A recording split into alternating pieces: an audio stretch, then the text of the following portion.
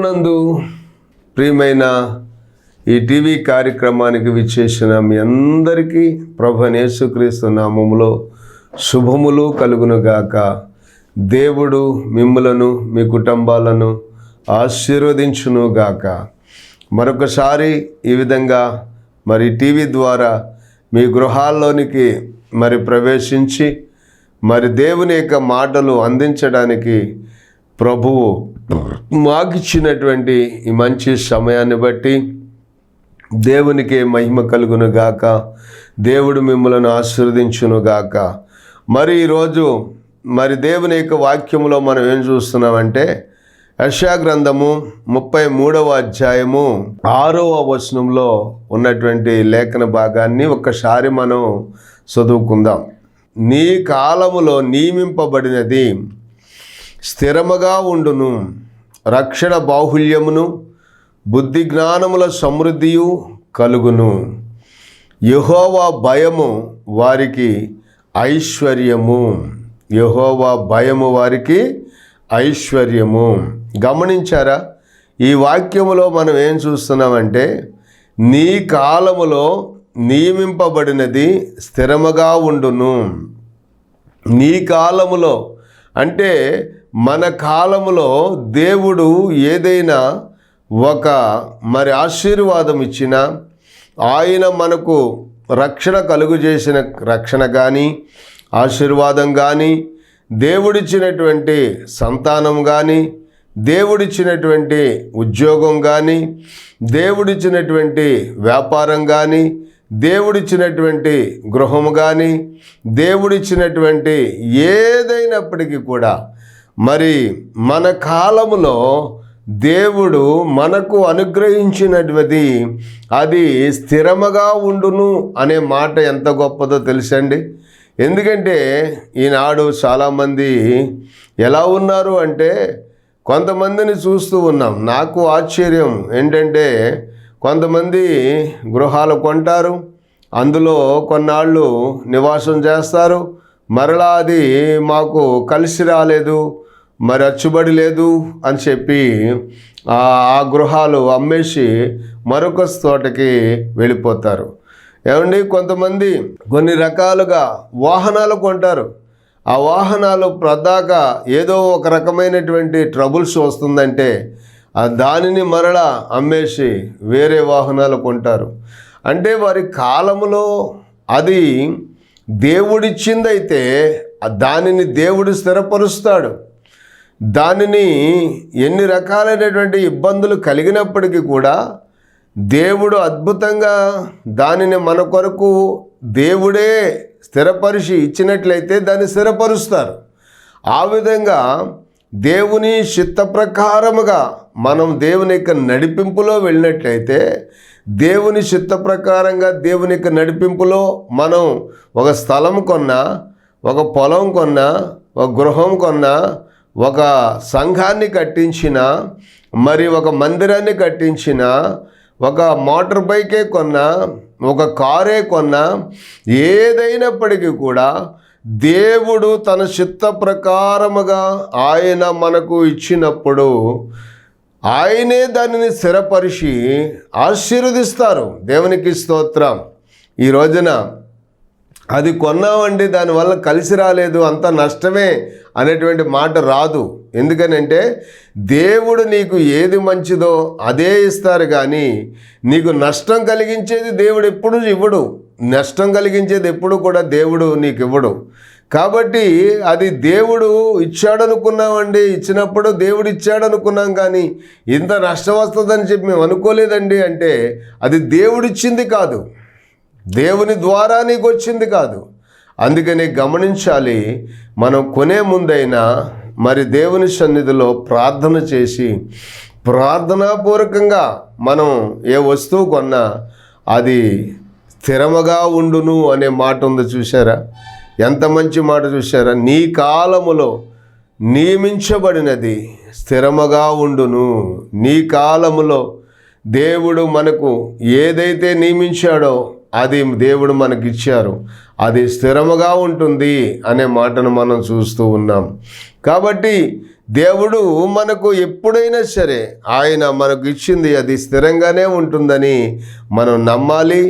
ఒకవేళ దాని మీదకు కూడా ఇబ్బందికరమైన పరిస్థితులు వచ్చినా, యుద్ధాలే వచ్చినా, పోరాటాలే వచ్చినా, అవరోధాలే వచ్చినా, ఎన్ని వచ్చినప్పటికీ కూడా దేవుడే నీకు దానిని ఇచ్చినట్లయితే అది స్థిరముగా ఉంటుందని మీరు నమ్మాలి. దేవునికి స్తోత్రం. కొంతమంది డబ్బులున్నాయి కదా అని చెప్పి వ్యాపారం మొదలుపెట్టేస్తారు. అవి కొంతకాలమే నడుస్తుంది. దేవుని సహాయము లేకుండా, దేవుని చిత్తము లేకుండా, దేవుని యొక్క సహకారము లేకుండా మనుషుడు తన స్వశక్తితో, తన సొంత ఆలోచనలతో ప్రారంభించిన పని చివరి వరకు కొనసాగించలేకపోతే అది దేవుడిచ్చింది కాదు అని చెప్పి మనం గ్రహించాలి. దేవుడిచ్చినది మనకు స్థిరంగా నిలిచి ఉంది అంటే అది కష్టాల్లో కూడా ఎక్కడ ఆగిపోకుండా అది కొనసాగుతుంది అంటే దానికి దేవుని యొక్క సహకారము, సహాయము ఉంది అని మనం గ్రహించాలి. కాబట్టి ఇక్కడ చూడండి, మరి యూదా రాజ్యమును యూదులకు దేవుడు స్థిరపరిచారు.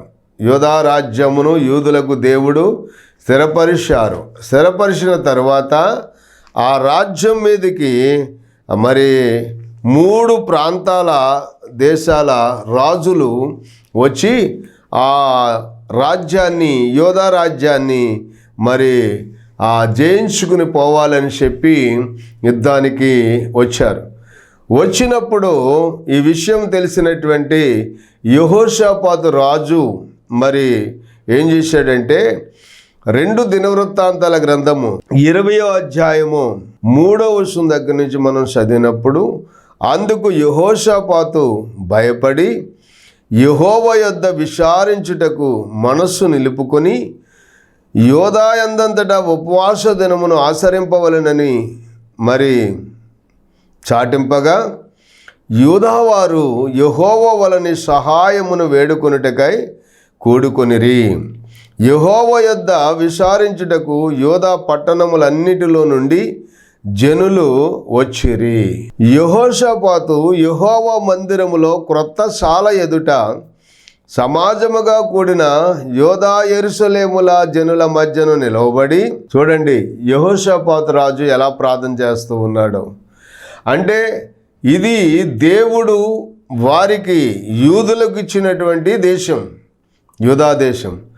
యూదులకు ఇచ్చినటువంటి ఆ దేశమును జయించుకుని కొల్లగొట్టుకుపోవాలని చెప్పి మరి 3 దేశాల రాజులు వాళ్ళు సైన్యముతో కూడా దండెత్తి 3 ప్రాంతాల నుంచి వచ్చి మరి యెరూషలేముని, యూదా దేశమును సైన్యంతో ముట్టడి వేసేశారు. ఈ విషయం తెలియగానే యెహోషాపాతు రాజు మరి భయపడి దేవుని యొద్ద విచారించుటకు మనసు నిలుపుకొని మరి యూదా అందంతటా కూడా ఉపవాస దినమును ఆచరింపవలనని చాటింపగా, యూదావారు యెరూషలేము యెహోవా వలని సహాయమును వేడుకొనుటకై కూడుకున్నారు. యెహోవా యొద్ద విచారించుటకు యూదా పట్టణములన్నిటిలో నుండి జనులు వచ్చారు అని యెహోషాపాతు యెహోవా మందిరములో కొత్త శాల ఎదుట సమాజముగా కూడిన యూదా యెరూషలేముల జనుల మధ్యను నిలవబడి ప్రార్థన చేస్తున్నాడంట యెహోషాపాతు రాజు. గమనించారా? మరి ప్రార్థన చేయలేనటువంటి ఏ గొప్ప కార్యము లేదు అని, మరి ప్రార్థనతో సాధించలేనటువంటి ఏ గొప్ప కార్యము లేదు, ప్రార్థన చేయకుండా సాధించింది ఏ చిన్న కార్యము లేదని ఒక భక్తుడు చెప్పాడు. కాబట్టి ఏ సమస్య వచ్చినా, ఏ శోధన వచ్చినా, ఏ యుద్ధం వచ్చినా, ఏ కీడొచ్చినా, ఏ తెగులు వచ్చినా, మరి ఏ పోరాటం వచ్చినా మనము ప్రార్థన చేసినప్పుడు మన ప్రభువు మనకు సహాయం చేస్తాడు అనటంలో ఇదిగో ఈ లేఖనాల ద్వారా మరొకసారి మనకు అవగాహన అవుతుంది. చూడండి, ఆయన ఏమని ప్రార్థన చేశారు అంటే, మా పితరుల దేవా, యెహోవా, నీవు ఆకాశమందు దేవుడవై ఉన్నావు, అన్యజనముల రాజ్యములను ఏలువాడవు నీవే. నీవు బాహుబలము గలవాడవు, పరాక్రమమును గలవాడవు, నిన్నెదిరించుటకు ఎవరికిని బలము చాలదు. అబ్బా, దేవుని స్తోత్రం. చూసారా? మరొకసారి చదువుదామా వాక్యం. మా పితరుల దేవా యెహోవా, నీవు ఆకాశమందు దేవుడవై ఉన్నావు, అన్యజనుల రాజ్యములను ఏలువాడవు నీవే.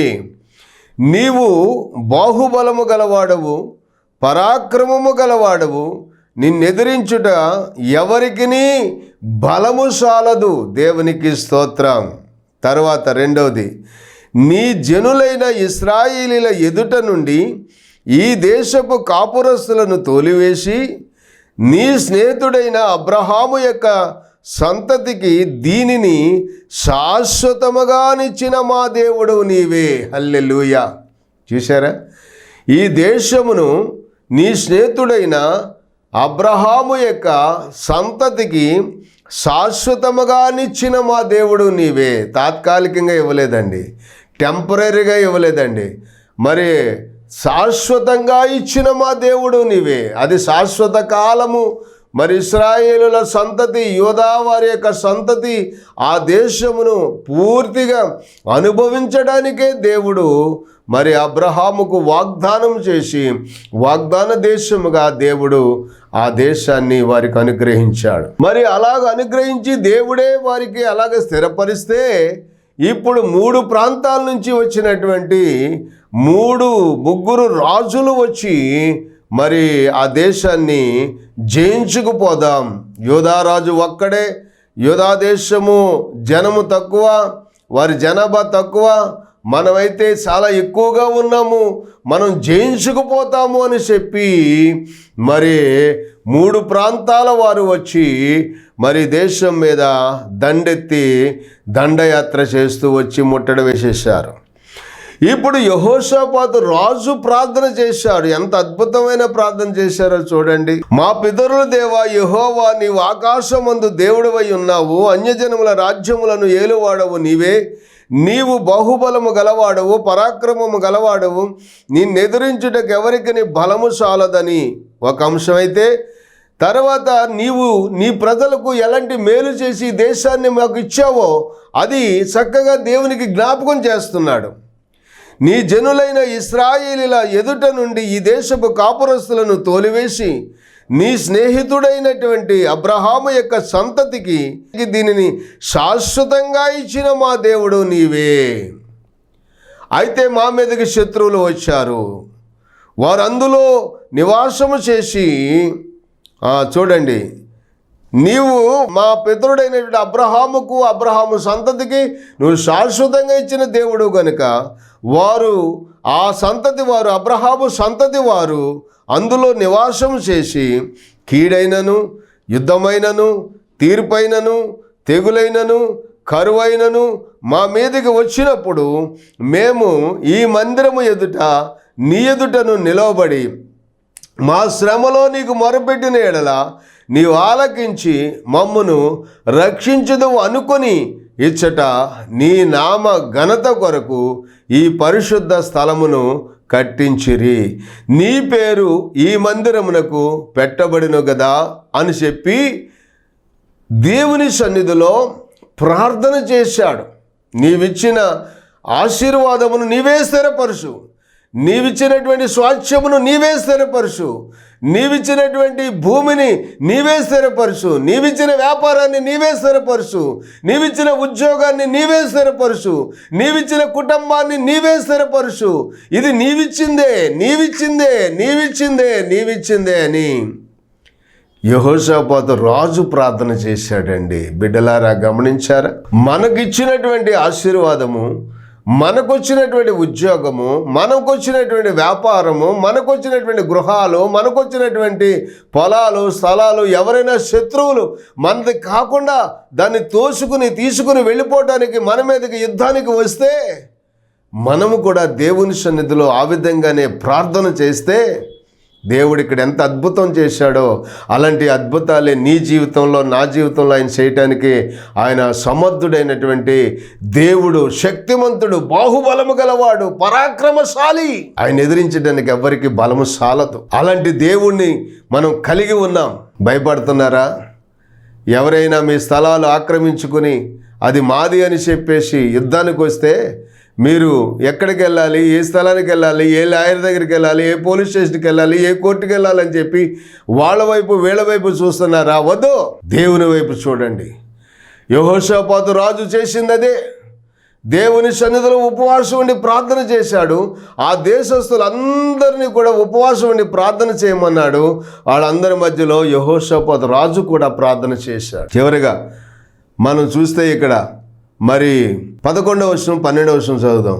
మేము స్వతంత్రించుకొనవలెనని నీవు మాకిచ్చిన నీ స్వాస్థ్యములో నుండి మమ్మును తోలివేయుటకై మా శత్రువులు బయలుదేరి వచ్చి మాకెట్టి ప్రత్యుపకారము చేస్తున్నారు, దయచేసి దృష్టించుము అన్నాడు. దేవునికి స్తోత్రం. నీకెవరైనా అన్యాయం చేస్తానికి వస్తే, నీకు ఇబ్బందులే కలుగు చేయడానికి వస్తే, అయ్యా వాళ్ళు ఎలాంటి ఇబ్బంది కలుగు చేస్తున్నారు, దయచేసి దృష్టించి చూడు నాయనా అని చెప్పి ప్రార్థన చేయటమే కానీ మనం వాళ్ళ మీద యుద్ధానికి వెళ్ళి మనం జయించడానికి ప్రయత్నం చేయకూడదు. మన శత్రువులతో యుద్ధం చేసే దేవుడు మనకుండగా ఆయనకు చెప్పుకుని ఆయనకు మొరపెట్టుకుంటే ఆయనే సహాయం చేస్తాడు మనకి. చూసారా? 12వ వచనం. మా దేవా, నీవు వారికి తీర్పు తీర్చవా? మా మీదికి వచ్చి ఈ గొప్ప సైన్యముతో యుద్ధము చేయుటకును మాకు శక్తి చాలదు, ఏమి చేయుటకును మాకు తోచదు, మా దిక్కు నీవే అన్నారు. దేవునికి స్తోత్రం. చూశారా? ఈ గొప్ప సైన్యంతో యుద్ధం చేసే శక్తి మాకు లేదు. అలాగని చెప్పి ఏం చేయాలో ఆలోచించేటువంటి ఆలోచన కూడా మాకు రాదు. మాకు శక్తి లేదు, వాళ్ళతో యుద్ధం చేయలేము, ఏమి చేయటకు మాకు తోచకుండా ఉంది. ఇక మా దిక్కు నీవే అని చెప్పి ప్రభు సన్నిధిలో ప్రార్థన చేశారు బిడ్డలారు. ఎంత గొప్ప ప్రార్థన చూశారు. అయితే ఈ ప్రార్థన ఆలకించినటువంటి దేవుడు వెంటనే అక్కడ ఉన్నటువంటి మరి ఒక ప్రవక్త ద్వారా, మరి దేవుని ఆత్మ ద్వారా మాట్లాడి ఆయన ఏం చెప్తున్నాడంటే 15వ వచనంలో, యూదావారులారా, యెరూషలేము కాపురస్తులారా, యెహోషాపాతు రాజా, మీరందరూ ఆలకించుడి. యెహోవా సెలవిచ్చినదేమనగా, ఈ గొప్ప సైన్యమునకు మీరు భయపడకుడి, జడియకుడి. ఈ యుద్ధము మీరు కాదు, మీ దేవుడే జరిగించును. హల్లెలూయా. అయితే మీరు చేయవలసింది ఏంటంటే, ఇదిగో మీరు మరి 19వ వచనం మనం చదివితే, కహతీల సంతతి వారును కొరహీల సంతతి వారకు లేవీలును నిలవబడి గొప్ప శబ్దముతో ఇశ్రాయేలీయుల దేవుడైన యెహోవాను స్తుతించిరి. అంతటా వారు ఉదయమునే లేచి తెకోవారణ్యమునకు పోయిరి. వారు పోవుచుండగా యెహోషాపాతు నిలవబడి, యూదావారులారా, యెరూషలేము కాపురస్తులారా, నా మాట వినుడి. మీ దేవుడైన యెహోవాను నమ్ముకొనుడి, అప్పుడు మీరు స్థిరపరచబడుదురు.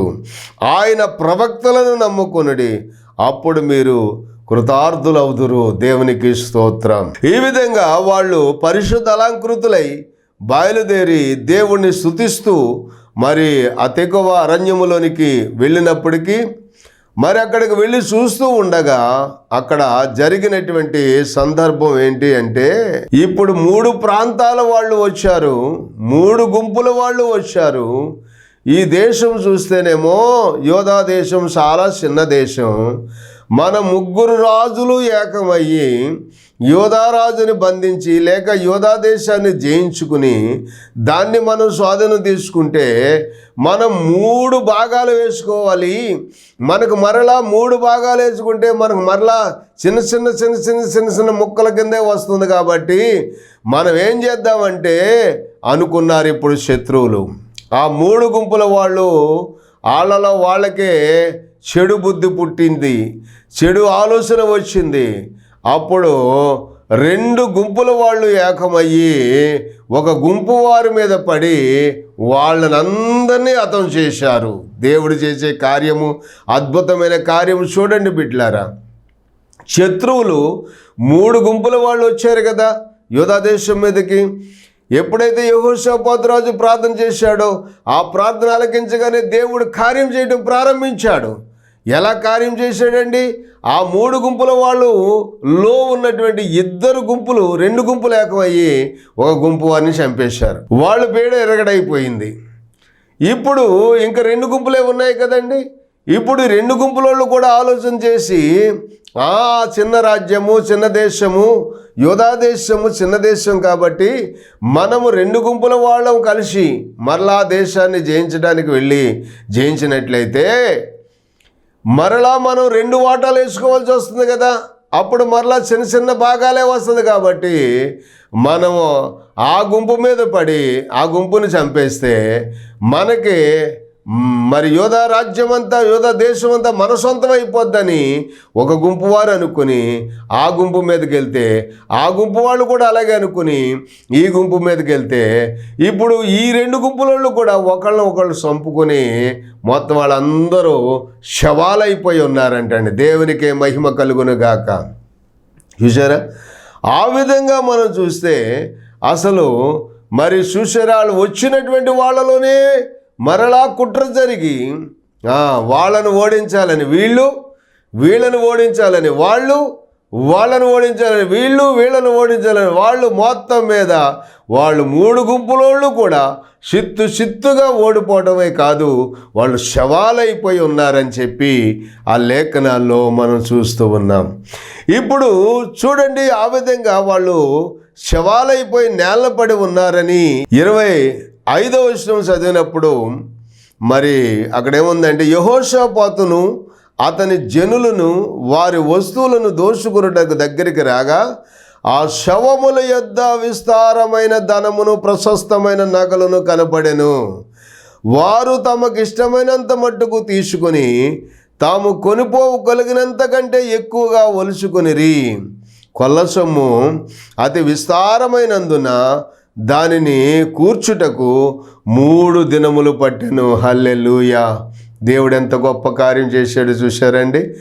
వీళ్ళు శత్రువులు వచ్చి ఈ దేశమును కొల్లబెట్టుకుని దోచుకుని వెళ్ళిపోవాలని చెప్పేసి వాళ్ళు అనుకుంటే, దేవుడు చేసిన గొప్ప కార్యం ఏంటి? ఆ శత్రువులు వాళ్ళకు వాళ్ళే యుద్ధం చేసుకుని వాళ్ళకు వాళ్ళే పొడుచుకుని చచ్చిపోయేటట్టుగా దేవుడు చేస్తే, ఇప్పుడు వాళ్ళ దగ్గర ఉన్నటువంటి ధనమంతా, వాళ్ళ దగ్గర ఉన్నటువంటి నగలన్నీ యూదా దేశపు ప్రజలు, యెహోషాపాతు రాజు యొక్క రాజ్యంలో ఉన్న ప్రజలు వెళ్ళి ఆ సొమ్మంతా కూడా తీసుకుని పోగలిగినంత తీసుకుని వెళ్ళేటట్లుగా దేవుడు చేశాడు. హల్లెలూయా! చూశారండి, నీ కాలములో నియమించబడినది స్థిరముగా ఉండును. దేవుడు నీకు ఇచ్చినది, అది చిన్నదైనా పెద్దదైనా, ఒక భూమి అయినా, ఒక ఇల్లు అయినా, ఒక వ్యాపారమైనా, ఒక ఉద్యోగమైనా, ఏదైనప్పటికీ కూడా దేవుడు తన చిత్త ప్రకారముగా నీకు ఇచ్చినట్లయితే దానిని నీ దగ్గర నుంచి ఎవ్వడు దొంగిలించలేడు, ఏ బలవంతుడు కూడా లాక్కోలేడు. ఎందుకంటే దేవుడే నీ పక్షముగా ఉండగా మనకు విరోధి ఎవడు అని చెప్పి దేవుని వాక్యం సెలవిస్తూ ఉంది. కనుకనే ప్రియమైన దేవుని బిడ్డలారా, అతి విస్తారమైనటువంటి ధనమును, ప్రశస్తమైనటువంటి నగలను వారు తమకిష్టమైనంత మట్టుకు తీసుకుని ఒలుచుకుని పోగలిగినంత కంటే ఎక్కువగా ఒలుచుకుని మరి అతి విస్తారమైన సొమ్మును కూర్చుకోవటానికి 3 దినములు పట్టింది అని చెప్పి మనం చూస్తున్నాం. ఆ తర్వాత 26వ వచనం, 4వ దినమున వారు బెరాకా లోయలో కూడిరి. అక్కడ వారు యెహోవాకు కృతజ్ఞతాస్తుతులు చెల్లించినందున నేటి వరకు ఆ చోటికి బెరాకా లోయ అని పేరు. అంటే స్తుతి ఆశీర్వాదము అని వచ్చింది. దేవునికి స్తోత్రం. అంటే దేవునిని స్తుతించడం ద్వారా వచ్చేటువంటి ఆశీర్వాదము, దేవుని సన్నిధిలో ప్రార్థించడం ద్వారా వచ్చేటువంటి ఆశీర్వాదము. కాబట్టి స్తుతి ఆశీర్వాదము అనేది దేవుడు స్తుతించడం ద్వారా దేవుడు మనకు కలుగు చేసేటువంటి ఆ గొప్ప ఆశీర్వాదము మనం పొందుకుంటామన్నమాట.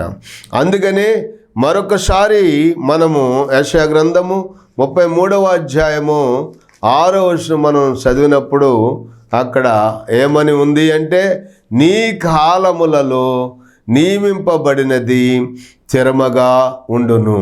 రెండవది, రక్షణ బాహుల్యమును బుద్ధి జ్ఞానముల సమృద్ధియు కలుగును. రక్షణ బాహుల్యమును బుద్ధి జ్ఞానముల సమృద్ధియు కలుగును. యెహోవా భయము వారికి ఐశ్వర్యము అనే మాటను మనం చూస్తూ ఉన్నాం. అంటే దేవుని యొక్క సన్నిధానములో దేవుడిచ్చినటువంటి ఆ రక్షణను మనం కాపాడుకోవాలి. నిత్యము కూడా ప్రభు సన్నిధానములో ప్రభు మనకు అనుగ్రహించినటువంటి రక్షణ, ఆయన మనకు ఆ రక్షణ ఇవ్వటానికి ఎంత మరి వెల చెల్లించారో అది మన ఊరికే వచ్చింది కాదు. రక్షణ అనేది మరి మనకు ఊరికే వచ్చింది కాదు. మరి యేసుక్రీస్తు ప్రభు దానికి ఎంతో వెల చెల్లించారు. మొదటి పేతురు పత్రికలో 1వ అధ్యాయము మరి 18, 19 వచనాలు మనం చదివినప్పుడు అక్కడ ఏమని ఉంది అంటే, మీ పితృ పారంపర్యమైన వ్యర్థ ప్రవర్తన విడిచిపెట్టినట్లుగా వెండి బంగారముల వంటి క్షయ వస్తువుల చేత మీరు విమోచింపబడలేదు కానీ అమూల్యమైన రక్తము చేత, అనగా నిర్దోషమును నిష్కళంకమునకు గొర్రెపిల్ల వంటి క్రీస్తు రక్తము చేత మీరు విమోచింపబడితేరని మీరు ఎరుగుదురు కదా అన్నాడు. నిజమే, క్రీస్తు రక్తము చేత మనం విమోచించబడ్డాము. యేసుక్రీస్తు రక్తము వలన మన పాపముల నుండి మనము విడిపించబడ్డాము. శాపము నుండి విడుదల పొంది ఉన్నాము. అపవాది యొక్క మరి బంధకాలలో నుంచి ఆయన మనల్ని విడిపించడానికి, మరి నీతి రాజ్యములో మనల్ని చేర్చడానికి, అంధకార సంబంధమైనటువంటి అధికారముల నుంచి ఆయన కుమారుడైనటువంటి యేసుక్రీస్తు యొక్క రాజ్య వారసులుగా మనము మార్చబడటానికి యేసుక్రీస్తు ప్రభువు మన కొరకు ఆయన గొప్ప వెల చెల్లించారన్నమాట అండి. కొలస్సీ పత్రిక 1వ అధ్యాయము 13వ వచనం మనం చదివితే, ఆయన మనలను అంధకార సంబంధమైన అధికారముల నుండి విడుదల చేసి తాను ప్రేమించిన తన కుమారుని యొక్క రాజ్య నివాసులుగా మనను చేశాడు. ఆ కుమారుని యందు మనకు విమోచనము, అనగా పాప క్షమాపణ కలుగుచున్నది అనే మాటను మనం చూస్తూ ఉన్నాం. కాబట్టి ఆయన మనకు రక్షణ కలుగు చేశాడు, ఆయన మనకు విమోచన కలుగు చేశాడు. ఆయన పరలోక రాజ్యములో మనం సిద్ధంగా ఉండాలని మన కొరకు ఇన్ని గొప్ప కార్యక్రమాలు చేశారు. కాబట్టి దేవుడిచ్చినటువంటి ఆ రక్షణ భాగ్యాన్ని మనం కాపాడుకుని, దాన్ని స్థిరంగా కాపాడుకుని పరలోక రాజ్యంలోనికి మనం ప్రవేశించవలసినటువంటి అవసరత ఉంది. కాబట్టి దేవుడు నీ కాలంలో నియమించబడింది, అది స్థిరంగా ఉంటుంది. ఆ స్థిరంగా కాపాడుకోవాల్సినటువంటి బాధ్యత మన మీద ఉంది. అబ్రహాము సంతతికి ఇచ్చిన యూదా దేశాన్ని కాపాడుకోవాల్సిన బాధ్యత యూదులందరి మీద ఉంది. అందుకనే యెహోషాపాతు రాజు ప్రార్థన చేసి, ఆ దేశస్తులందరూ ప్రార్థన చేసి, ప్రార్థన ద్వారా దాన్ని కాపాడుకున్నారు. అలాగే నీ రక్షణ భాగ్యాన్ని కూడా, రక్షణ స్వాస్థ్యాన్ని కూడా నీ కాలంలో నియమించబడింది. స్థిరంగా ఉండాలని నీవు కూడా దానికోసం మరి కాపాడుకోవటానికి ప్రార్థన చేసి కాపాడుకో. దేవుడు మిమ్మల్ని దీవించునుగాక. తండ్రి, మీకు వందనాలు. నీ బిడ్డలను కాపాడండి, ఆశీర్వదించండి. వారి కాలంలో నియమించబడింది స్థిరముగా ఉంచి నీ పరలోక రాజ్యం చేరేంత వరకు రక్షణ బాహుల్యము, బుద్ధి జ్ఞానముల సమృద్ధియు కలిగినట్లు దీవించమని యేసు నామములో ప్రార్థిస్తున్నాము తండ్రి. ఆమెన్. వందనాలు.